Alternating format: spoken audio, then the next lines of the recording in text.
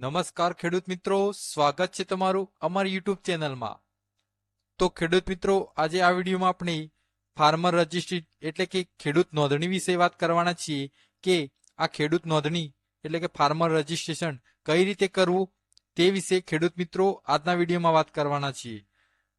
અને આ રજિસ્ટ્રેશન કરતી વખતે કઈ કઈ બાબતોનું ધ્યાન રાખવા જેવું છે તે આપણે ખાસ આ વિડીયોમાં વાત કરવાના છીએ। તો ખેડૂત મિત્રો, જો તમે પોતાની જાતે આ ખેડૂત નોંધણી એટલે કે ફાર્મર રજિસ્ટ્રેશન કરવા માંગતા હોય તો ખેડૂત મિત્રો વિડીયોને લાસ્ટ સુધી જોજો અને ચેનલ પર નવા હોય તો ચેનલને સબસ્ક્રાઇબ કરી દેજો। તો ખેડૂત મિત્રો, સૌપ્રથમ પહેલા આપણે ગૂગલ ક્રોમ ઓપન કરવાનું રહેશે, જેમાં ઓપન કરીને ફાર્મર રજિસ્ટ્રેશન લખવાનું રહેશે। જેમાં પહેલી જ વેબસાઇટ જોવા મળશે, જેમાં ફાર્મર રજિસ્ટ્રી, તેના પર ટિક કરવાનું રહેશે।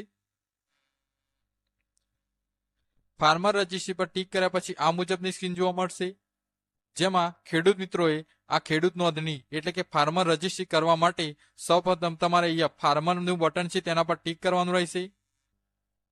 ત્યાર પછી ખેડૂત મિત્રો, તમે સૌપ્રથમ પહેલા તમારે ક્રિએટ ન્યૂ એકાઉન્ટ પર ટિક કરવાનું રહેશે।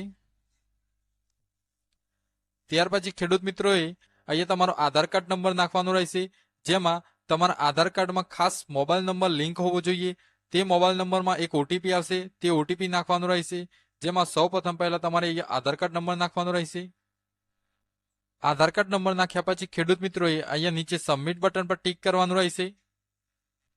સબમિટ બટન પર ટિક કર્યા પછી તમારા આધાર કાર્ડમાં જે મોબાઈલ નંબર લિંક છે તે મોબાઈલ નંબરમાં એક ઓટીપી આવશે, તે ઓટીપી અહીંયા લખવાનું રહેશે। ઓટીપી લખ્યા પછી વેરીફાઈ બટન પર ટિક કરવાનું રહેશે। વેરીફાઈ બટન પર ટિક કર્યા પછી ખેડૂત મિત્રો તમારે એ બધી જ માહિતી જોવા મળશે આધાર કાર્ડ મુજબ, જેમાં તમારું નામ, જન્મ તારીખ, તમારું ગામ બધું જ જોવા મળશે। ત્યાર પછી તમારો મોબાઈલ નંબર અહીંયા લખવાનો રહેશે। મોબાઈલ નંબર લખ્યા પછી તમારા મોબાઈલ નંબરમાં એક ઓટીપી આવશે, તે ઓટીપી નાખવાનો રહેશે। ત્યાર પછી ખેડૂત મિત્રો તમારા મોબાઈલમાં જે ઓટીપી આવે છે તે ઓટીપી નાખીને વેરીફાઈ બટન પર ટિક કરવાનું રહેશે।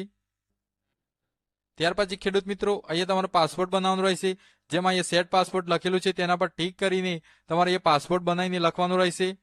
ત્યાર પછી કન્ફર્મ પાસપોર્ટમાં પણ તે જ પાસપોર્ટ લખીને ક્રિએટ માય એકાઉન્ટ પર ટિક કરવાનું રહેશે। ક્રિએટ માય એકાઉન્ટ પર ટિક કર્યા પછી આવો મેસેજ જોવા મળશે, જેમાં ખેડૂત મિત્રો registration successful, your account has been successful activated એવું લખેલું આવશે, જેમાં ઓકે બટન પર ટિક કરવાનું રહેશે। ઓકે પર ટિક કર્યા પછી ખેડૂત મિત્રો આપણે રજિસ્ટ્રેશન થઈ ગયું છે, જેમાં ખેડૂત મિત્રોએ જે મોબાઈલ નંબર નાખ્યો હતો તે મોબાઈલ નંબર અને જે પાસપોર્ટ બનાવ્યો હતો તે પાસપોર્ટથી અહીંયા લોગિન કરવાનું રહેશે। ત્યાર પછી ખેડૂત મિત્રો લોગિન થયા પછી આ મુજબની સ્ક્રીન જોવા મળશે, જેમાં તમારો અહીંયા આધાર કાર્ડ મુજબ નામ, તમારું જન્મ તારીખ, તમારું એડ્રેસ તે બધું જ જોવા મળશે, જેમાં નીચે રજિસ્ટર્ડ એઝ ફાર્મર પર ટિક કરવાનું રહેશે। ત્યાર પછી ખેડૂત મિત્રો અહીંયા તમારી બધી જ માહિતી જોવા મળશે, જેમાં તમારું આધાર કાર્ડ મુજબ જે નામ છે તે નામ જોવા મળશે, જેમાં તમારે નામમાં જો ગુજરાતી નામમાં કોઈ મિસ્ટેક હોય તો તમારું નામ તમે સુધારી શકો છો। ત્યાર પછી એ તમારી કેટેગરી સિલેક્ટ કરવાની રહેશે કે તમે એસટી, ઓબીસી કે જનરલ કેટેગરીના છો તે સિલેક્ટ કરવાનું રહેશે। ત્યાર પછી જેમની તમે નોંધણી કરો છો, તમારો પોતાની જો નોંધણી કરતા હોય તો તમારો ફોટો જોવા મળશે। ત્યાર પછી ખેડૂત મિત્રો અહીંયા ફાર્મર પાન નંબર જો હોય તો લખવાનું રહેશે। ત્યાર પછી કિસાન ક્રેડિટ કાર્ડ એટલે કેસીસી નંબર લખવાનો રહેશે। કિસાન ક્રેડિટ કાર્ડની અમાઉન્ટ, તે બેંકનું નામ, ત્યાર પછી સેવિંગ એકાઉન્ટ જો બેંકનું નામ, IFC code, bank account number જો હોય તો તે લખવાનું રહેશે। ત્યાર પછી ખેડૂત મિત્રો અહીંયા તમારું રેસિડેન્ટલી એડ્રેસ જોવા મળશે, જેમાં તમારા એડ્રેસમાં કોઈ મિસ્ટેક દેખાય તો તમે સુધારી શકો છો। ત્યાર પછી ખેડૂત મિત્રો આ ઓક્યુપેશનલ ડિટેલમાં એગ્રીકલ્ચર અને લેન્ડ ઓનિંગ ફાર્મર પર ટિક કરવાનું રહેશે। ત્યાર પછી લેન્ડ ડિટેલમાં ફેચ લેન્ડ ડિટેલ પર ટિક કરવાનું રહેશે, જેમાં આ મુજબની સ્ક્રીન જોવા મળશે, જેમાં તમારે જે જગ્યાએ એટલે કે જે તાલુકા જિલ્લામાં તમારી જમીન હોય તે જિલ્લો સિલેક્ટ કરવાનો રહેશે।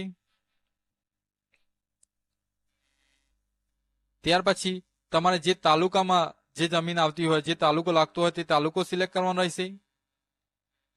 ત્યાર પછી તમારે જે ગામમાં જમીન હોય તે ગામ સિલેક્ટ કરવાનું રહેશે। ત્યાર પછી ખેડૂત મિત્રો અહીંયા સર્વે નંબર લખવાનો રહેશે। ત્યાર પછી સર્વે નંબર લખ્યા પછી તમારા જે ખેડૂત ખાતામાં જે નામ છે તે નામ જોવા મળશે, જેમાં તમારે જે ખેડૂતની નોંધણી કરો છો તે ખેડૂતનું નામ સિલેક્ટ કરવાનું રહેશે। ત્યાર પછી તેમના બધા જ સર્વે નંબર જોવા મળશે. તે સર્વે નંબર પર ટિક કરવાનું રહેશે. તે ટિક કર્યા પછી ખેડૂત મિત્રો નીચે સબમિટ બટન હશે તે બટન પર ટિક કરવાનું રહેશે. ટિક કર્યા પછી ખેડૂત મિત્રો આ પ્રમાણે જે તમે સર્વે નંબર સિલેક્ટ કર્યા છે તે બધા સર્વે નંબર જોવા મળશે અને તમારા ખેડૂતનું નામ જોવા મળશે. ત્યાર પછી જે ગામમાં તમારી જમીન છે તે ગામનું નામ જોવા મળશે અને વેરીફાઈ ઓનલાઈન પર ટિક કરવાનું રહેશે. ત્યાર પછી વેરીફાઈ ઓનલાઈન પર ટિક કર્યા પછી ખેડૂત મિત્રોએ આ ડિપાર્ટમેન્ટ અપ્રુવલમાં રેવન્યુ ટિક કરીને આ નીચે ચેકબોક્સ પર ટિક કરવાનું રહેશે. ત્યાર પછી ખેડૂત મિત્રો આ નીચે સેવ બટન છે તેના પર ટિક કરવાનું રહેશે. સેવ બટન પર ટિક કર્યા પછી પ્રોસેસ ટુ ઈ સાઇન પર ટિક કરવાનું રહેશે.